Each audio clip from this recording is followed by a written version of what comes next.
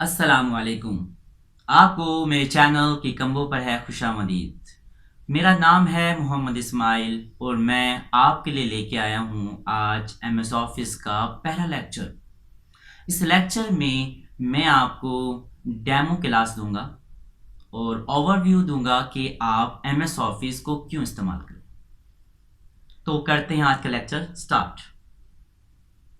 तो हम आ चुके हैं अपनी स्क्रीन के ऊपर और स्क्रीन पे आपको लिखा हुआ नज़र आ रहा है, you have come to learn M S office. आप मेरे पास आए हैं इस चैनल पर एम एस ऑफिस की ट्रेनिंग लेने, लेकिन हम इसकी ट्रेनिंग क्यों लें, ये आप लोगों के क्वेश्चन बनने चाहिए। ज़्यादातर होता क्या है कि हम दूसरों के कहने पर या दूसरों से सुनने पर ये कोर्सेज करते हैं, जबकि ऐसा नहीं होना चाहिए। आप जब भी किसी भी फील्ड में जाते हैं तो आपको उसकी मंजिल का पता होना चाहिए कि ये मंजिल आपको किस रास्ते पर लेके जाएगी और इसका फ्यूचर क्या होगा। ज़्यादातर स्टूडेंट एम एस ऑफिस का कोर्स तो करते हैं, लेकिन उनको ये इल्म नहीं होता ये कोर्स क्यों किया जाता है और इसका आगे फ्यूचर में क्या काम है। तो मैं कुछ क्वेश्चन आपके सॉल्व करने की कोशिश करूँगा। तो पहला क्वेश्चन जो आपका बनना चाहिए, why learn M S office. मैं एम एस ऑफिस क्यों सीखूं?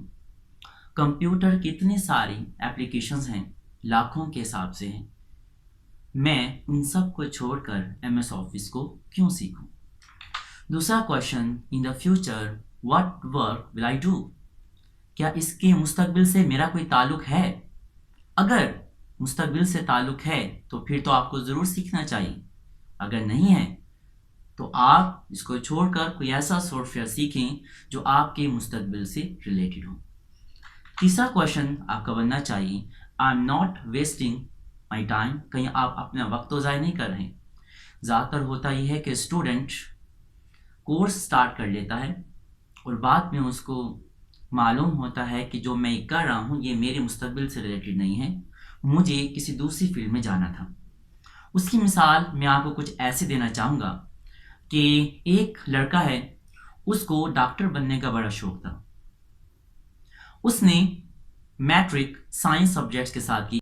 पहले हमें यह मालूम होता था कि साइंस वो लोग रखते हैं जो अक्लमंद होती हैं, जिनका जहन तेज़ होता है, और आर्ट्स वो लोग रखते हैं जो कमज़ोर होते हैं माइंड के हिसाब से। लेकिन ऐसा नहीं होता। मान लें उसने रख लिया साइंस, मैट्रिक में उसने रखी साइंस। उसके बाद जब आगे गया फर्स्ट ईयर सेकंड ईयर तो उसको शौक था डॉक्टर बनने का, लेकिन उसने रख ली प्री इंजीनियरिंग। कुछ अरसे के बाद किसी बुजुर्ग ने पूछा कि बेटा आप क्या बनना चाहते हो? तो उसने कहा मैं डॉक्टर बनना चाहता हूँ। उसने कहा फील्ड कौन सी चूज़ किया आपने? मैंने फील्ड चूज़ की है प्री इंजीनियरिंग। उसने कहा आपने गलत चूज़ की। अगर आप बनना चाहते हो डॉक्टर तो आपको प्री मेडिकल की फील्ड में जाना था। वो मंजिल आपको लेकर जाएगी डॉक्टर की तरफ, और जिस फील्ड को आपने चूज़ किया है ये फील्ड आपको लेके जाएगी टेक्निकल फील्ड के अंदर, जो कि आपको इंजीनियर बना सकती है। वो चाहे सिविल इंजीनियर हो, मैकेनिकल हो, इलेक्ट्रिकल हो, जो भी आप चूज़ करना चाहें। इस तरह स्टूडेंट ज़्यादातर देखा गया है कि कोर्स तो करते हैं वो एम एस ऑफिस का, लेकिन उनको ये मालूम नहीं होता कि इसका फ्यूचर में क्या काम है। और हर कोई अपनी मखसूस काम की वजह से इसको चूज़ करता है। अगर कोई स्टूडेंट है तो वो असाइनमेंट बनाने की हद तक इसको जानता है, और जैसे ही वो आगे डिग्री करना स्टार्ट करता है मास्टर लेवल में तो उसको मालूम होता है कि इसमें थीसिस भी बनता है। और जैसे ही वक्त के साथ आगे फील्ड में जाता है तो उसको मालूम होता है कि ऑफिस में भी काम आता है। तो क्यों ना हमें पहले से मालूम हो कि ये किस किस फील्ड में इस्तेमाल होता है। तो मेरा आज का लेक्चर यही है कि मैं आपको रहनुमाई दूं कि एम एस ऑफिस को क्यों सीखा जाए, क्या आपके मुस्तकबिल से रिलेटेड है कि नहीं। तो मेरे पास जो न्यू स्लाइड है, जो कि मैंने एक प्रेजेंटेशन बनाई है जिसके थ्रू मैं आपको इन्फो देना चाह रहा हूँ। तो जो आप सीखना चाहते हैं उसका नाम है माइक्रोसॉफ्ट ऑफिस। माइक्रोसॉफ्ट वो चीज़ जिसको आप फिजिकल तौर पर टच ना कर सके। ये जितने भी डेफिनेशंस हैं वो मैंने खुद से बनाई हैं और इसका नेट से ज़्यादा कोई ताल्लुक नहीं है। अगर इसमें कोई आपको लगे कि डेफिनेशन मैं सही ना बना सका तो मेरा मकसद डेफिनेशन बताना नहीं है, मेरा मकसद सिर्फ ओवरव्यू देना है कि आपको समझ आ जाए जो मैं समझाना चाह रहा हूँ। आपने सीखने आए हैं माइक्रोसॉफ्ट ऑफिस। माइक्रोसॉफ्ट वो चीज़ जिसको आप फिजिकल तौर पर टच ना कर सकें। एक बात तो क्लियर होगी कि इसमें जितना काम होता है वो सॉफ्टली होगा। हार्ड से रिलेटेड काम है, सॉफ्ट से रिलेटेड ज़्यादा है। और हार्डवेयर और सॉफ्टवेयर में क्या फ़र्क है? हार्डवेयर वो चीज़ जिसको आप फिजिकली तौर पर टच कर सकें। अगर मेरे पास ग्लासेस हैं, ऐनक है, अगर मैं इसको उतारता हूँ तो ये एक हार्डवेयर चीज़ है जिसको मैं टच कर सकता हूँ और मैंने इसको दोबारा से पहन लिया। लेकिन कोई ऐसी चीज़ जो फिजिकल तौर पर टच ना हो सके वो आपका कहलाता है सॉफ्ट। क्योंकि आप मोबाइल का इस्तेमाल करते हैं, उसमें व्हाट्सएप, ईमो, मुख्तलिफ ऐप्स होती हैं। आप अंदर जो व्हाट्सएप के अंदर राइटिंग आप उसको टच नहीं कर पाते। जो आप टच नहीं कर पा रहे हैं अंदर की राइटिंग को, उसको उठा के किसी दूसरे का नहीं रख पा रहे हैं, फिजिकल तौर पर आपको एहसास उसका पैदा नहीं हो रहा है उसकी मौजूदगी का, तो समझ लें वो सॉफ्ट है। और जिसको आप फिजिकल तौर पर टच कर सकते हैं वो आपका है हार्डवेयर। आपके माइक्रोसॉफ्ट ऑफिस के अंदर जो काम होता है वो होता है सॉफ्ट से रिलेटेड। माइक्रोसॉफ्ट का तो हमें मालूम हो गया, ऐसी चीज़ जिसको हम फिजिकल तौर पर टच ना कर सकें। आगे लिखा हुआ था ऑफिस।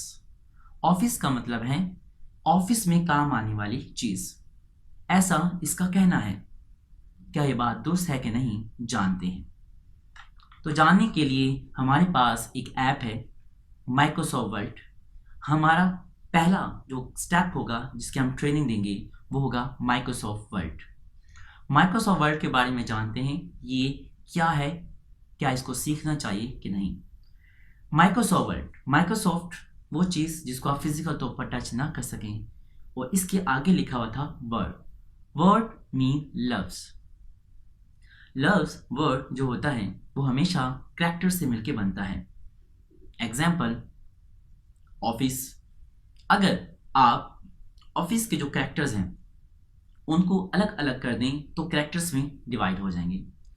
अगर आप इन सब को मिलाकर लिखें तो वो आपका एक वर्ड कहलाता है। कैरेक्टर से मिलके बनता है एक वर्ड, वर्ड से मिलके बनती है एक लाइन, लाइन से मिलके बनता है एक पैराग्राफ, पैराग्राफ से मिलके बनता है एक पेज, और पेज से मिलके बनते हैं काफ़ी सारे पेजेस, जो हमें रहनुमाई दे रहा है कि मैं ज़्यादा से ज़्यादा राइटिंग टाइप करने में आपकी हेल्प करता हूँ, जो कि बुक की शक्ल अख्तियार करते हैं। इसने मुझे कुछ ऐसी अपनी डेफिनेशन बताई है। जब भी कोई भी किसी चीज़ का नाम हो तो उसका कोई आइडियल शेप ज़रूर होती है, कोई आइडियल शक्ल ज़रूर होती है। अगर आप कहते हैं मैंगो तो उसका जो आइडियल शेप है वो आपके माइंड में आ जाता है।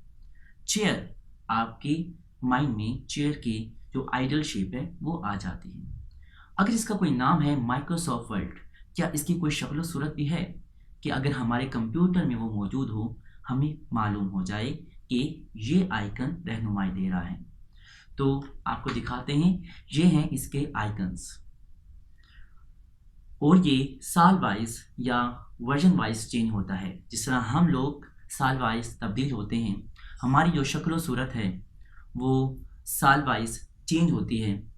2007 में जिस तरह हम दिखते थे, हो सकता है कि अब इस वक्त हम उस शक्ल सूरत के हिसाब से मौजूद ना हो, हमारी शक्ल सूरत में चेंजिंग आती है। सेम इसी तरह जिस तरह हम एजेस के हिसाब से बढ़ते हैं, इसी तरह सॉफ्टवेयर वर्जन के हिसाब से अपडेट होते हैं। वर्जन्स मीन जो पहली वाली एप्लीकेशन थी, उसके बाद जो न्यू एप्लीकेशन उसी से रिलेटेड आई है, उसमें कुछ न्यू फीचर्स मौजूद हैं जो आपको काम करने में आसानी पैदा करते हैं। इस वक्त मैंने 3 वर्जन्स को सामने रखा हुआ है, होते इससे ज़्यादा हैं। अगर आप पुराने वर्जन्स की बात करें, 2003 ऐप भी होती है, office 2003, office 2007, office 2010, office 2013, office 2016, and इस वक्त जो लेटेस्ट है वो ऑफिस 2019 है। और आउट ऑफ कॉन्टेक्स्ट के अंदर जो चलता है वो है ऑफिस 365, माइक्रोसॉफ्ट 365। पाकिस्तान में जो ज़्यादा इस्तेमाल होता है वो है माइक्रोसॉफ्ट 13, 16 या 19 और 7। तो इस वक्त मैंने 3 ऑफिस वर्ड की जो माइक्रोसॉफ्ट वर्ड है उसकी 3 वर्जन्स की कुछ आइकन सामने रखे हैं। 2007 में आपको कुछ इस तरह का आइकन दिखता था। 2016 में जो आपके सामने मिड में है इस तरह का आइकन दिखता था। और इस वक्त जो लेटेस्ट हमारे पास चल रहा है वो 19 है जो कि इस तरह के आइकन में मौजूद है। अब इससे आपको रहनुमाई हो जाया करेगी कि जब भी आप अपने कंप्यूटर में इस तरह का आइकन पाएंगे तो आपको मालूम हो जाएगा ये कौन सी वर्जन का ऐप है, ये कौन सी वर्जन की फाइल है। बगैर ओपन किए आप बता सकते हैं कि 2007 है, 2016 है या 2019 है। नाम से हम बखूबी वाकिफ़ हो गए, शक्ल सूरत भी हमने देख ली। अब हम चलते हैं उस काम की तरफ जिस मकसद के लिए आए थे। ये एक इसका वर्क प्लेस है जहाँ सारे काम सरंजाम दिए जाते हैं, जो कि हम भी फ्यूचर में इसी वर्क प्लेस के ऊपर काम करेंगे। डन हो गया, हमने इस पे काम करना है, लेकिन यूज़ फॉर क्या काम करेंगे? हम इसके अंदर बुक्स बना सकते हैं। जितने भी आप लाइब्रेरीज के अंदर बुक्स देखते हैं, आप देखते हैं फिज़िक्स की आपने भी किताबें पढ़ी हैं, physics, chemistry, bio, math, English. जितनी भी आप लाइब्रेरीज के अंदर भी बुक्स देखते हैं वो सारी MS वर्ड के अंदर टाइप होती हैं। इसके अलावा आप इसके अंदर सीवीज और रेज़्यूमे भी बना सकते हैं। इसके अलावा आप इसके अंदर थीसिस टाइप कर सकते हैं। थीसिस प्रोजेक्ट्स वगैरह आप इसमें बना सकते हैं। जो स्टूडेंट MP लेवल के होते हैं उन्होंने अपना प्रोजेक्ट, जिसको आप प्रोजेक्ट थीसिस बनाते हैं, स्टूडेंट थीसिस पे काम करते हैं। जो स्टूडेंट MPhil करते हैं उन्होंने थीसिस पे वर्क करना होता है और थीसिस आगे सबमिट करवाने पर उनको डिग्री दी जाती है। जो थीसिस बनाने का तरीकाकार है, जो सेटिंग्स होती हैं वो सारी MS वर्ड में की जाती हैं और उसके सारे तरीकाकार हम आपको बताएंगे कि आप किस तरह इसकी सेटिंग कर सकते हैं। इसके अलावा आप इसके अंदर एक्सपीरियंस लेटर टाइप कर सकते हैं। आप इसके अंदर एप्लीकेशन फॉर्म टाइप कर सकते हैं। इसके अंदर आप जॉब एप्लीकेशन फॉर्म भी टाइप कर सकते हैं। अगर हम मज़ीद इसके अंदर आते हैं, हम इसके अंदर असाइनमेंट्स भी बना सकते हैं। जो स्टूडेंट यूनिवर्सिटी लेवल में जाते हैं इंटर के बाद, तो उनकी किताबें हटाकर उनको टॉपिक दी जाते हैं और स्टूडेंट टॉपिक को सर्च करता है नेट पर और अपने टॉपिक से रिलेटेड मटेरियल डाटा उठाकर वर्ड में डालता है और उसको इस हिसाब से सेटिंग करता है कि आगे प्रेजेंट करने में मुश्किलात का सामना ना हो और आगे उसकी सबमिट होने पर उसको इसके नंबर दिए जाते हैं। असाइनमेंट्स वगैरह आपके MS वर्ड पे बनती हैं। इसके अलावा अगर आप मज़ीद स्टडी में आगे जाते हैं तो आप रिपोर्ट्स वगैरह भी बनाते हैं। रिपोर्ट्स आपके ऑफिस लेवल के हिसाब से भी हो सकती हैं और रिपोर्ट आपकी एजुकेशन के हिसाब से भी हो सकती हैं और जो तरीक़ेकार हैं वो हम आपको बताएंगे कि आप कैसे बना सकते हैं। इसके अलावा आप इसके अंदर प्रोजेक्ट्स बना सकते हैं, वो एजुकेशन के हिसाब से हों या ऑफिस लेवल के हिसाब से हों। हर डिपार्टमेंट के हिसाब से जो भी काम होता है वो टॉपिक वगैरह जो उसकी सेटिंग्स होती हैं वो हम आपको रहनुमाई देंगे कि आप इनकी सेटिंग किस तरह कर सकते हैं। अगर हम मज़ीद इसके अंदर आते हैं तो आप इसके अंदर सर्टिफिकेट्स टाइप कर सकते हैं, बहुत ज़बरदस्त तरह के। अगर आपका कोई इंस्टीट्यूट है और आप चाहते हैं कि हम अपने सर्टिफिकेट्स वगैरह खुद से बनाएं तो आप इसके अंदर सर्टिफिकेट भी टाइप कर सकते हैं। आप इसके अंदर विजिटिंग कार्ड भी बना सकते हैं। अगर आपको MS वर्ड पे महारत है तो बिल्कुल आप इसके अंदर विजिटिंग कार्ड भी बना सकते हैं। टेक्निकल तौर पर तो इलस्ट्रेटर, फोटोशॉप और पावरपॉइंट के ऐप्स होती हैं जिसके अंदर आप बना सकते हैं ईजिली। अगर आप वो नहीं जानते और आप अपना विजिटिंग कार्ड या स्टूडेंट कार्ड खुद से बनाना चाहते हैं तो आप MS वर्ड के थ्रू भी वो कार्ड बना सकते हैं। आप इसके अंदर लेटर पैड भी बना सकते हैं। कंपनीज के लेटर पैड्स वगैरह होते हैं वो भी आप MS वर्ड के अंदर टाइप कर सकते हैं। और सबसे इम्पॉर्टेंट चीज़ फ्रीलांसिंग है। आप इसके अंदर फ्रीलांसिंग का काम भी कर सकते हैं। यानी अगर आपको महारत है माइक्रोसॉफ्ट वर्ड के अंदर तो आप मुख्तलिफ साइट्स हैं जिस तरह फाइवर, अपवर्क, gru.com, तो आप इस तरह की फेमस साइट्स हैं फ्रीलांसिंग की जिसके थ्रू आप अर्निंग कर सकते हैं।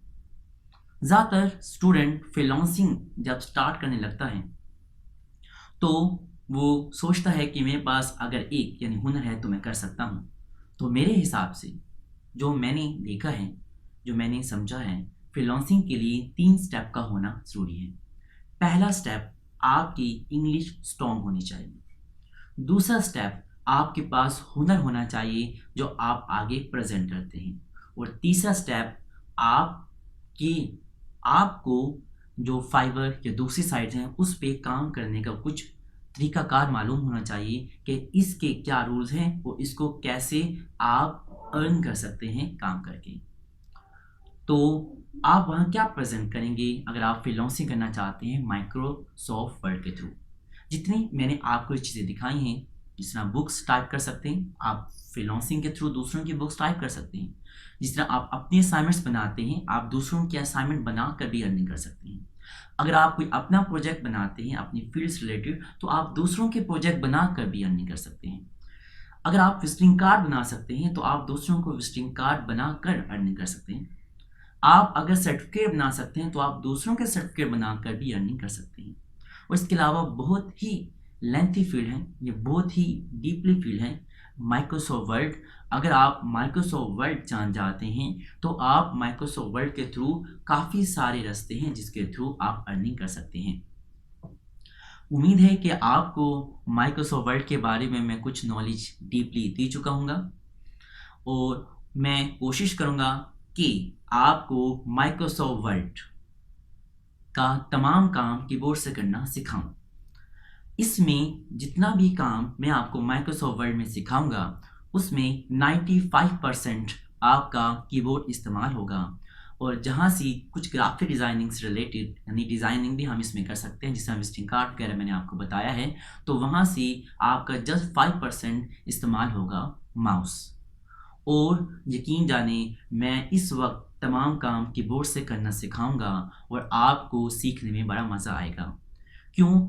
मैंने इस वक्त इस फील्ड में 10 साल गुजारे हैं और अपने 10 सालों में मैंने जितने भी लोगों को काम करता हुआ देखा है, वो सारे लोग माउस से काम जानते हैं, कीबोर्ड से नहीं जानते हैं। और मैं ये चाहता हूँ कि आप ये तमाम काम कीबोर्ड से करना जानें। क्यों? ताकि जब आप किसी भी जॉब के लिए अप्लाई करें, तो वहाँ माउस को प्रेफर नहीं किया जाता, जो कीबोर्ड से काम करते हैं उनको प्रेफर किया जाता है। और मेरी भी ख्वाहिश ये है कि जो मेरे इस चैनल से ये काम सीखे और कहीं इंटरव्यू में प्रेजेंट हो, तो वहाँ वो तमाम काम कीबोर्ड से करना जानता हो, जिस बना पर उसके चांस बढ़ सकते हैं जॉब के। तो मिलते हैं न्यू लेक्चर के अंदर। खुदा हाफिज़।